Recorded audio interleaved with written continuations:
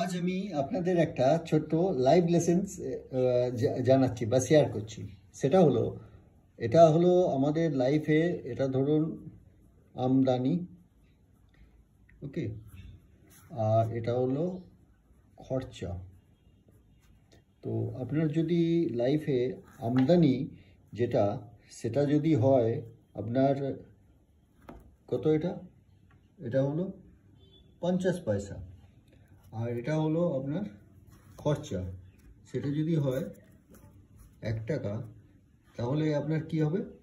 আপনার আমদানির থেকে খরচাটা বেড়ে গেল। সেখানে আপনার আলটিমেটলি যেটা হবে সেটা হলো ঋণ।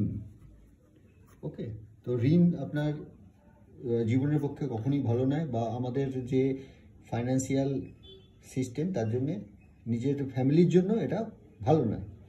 কিন্তু যদি আপনি এইটাকে জাস্ট ইন্টারচেঞ্জ করে দেন, সেটা হলো আমদানিতে 1 আর খরচা 50 পয়সা, তার মানে আপনার খরচা ছিল 50 পয়সা, আমদানি ছিল, খরচা ছিল আপনার আমদানি ছিল 50 পয়সা আর খরচা ছিল 1 টাকা, সেখানে ঋণ বাড়ছিল।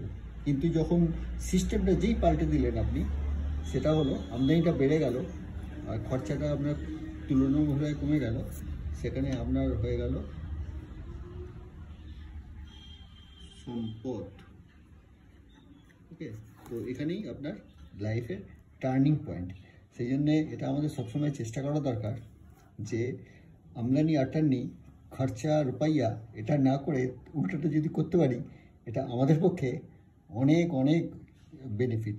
ওকে, তো ভিডিও কেমন লাগলো অবশ্যই জানাবেন, শেয়ার করবেন, আর এ সম্বন্ধে পরে আবার অন্য ভিডিওতে আরও অনেক কিছু বলছি। Thank you.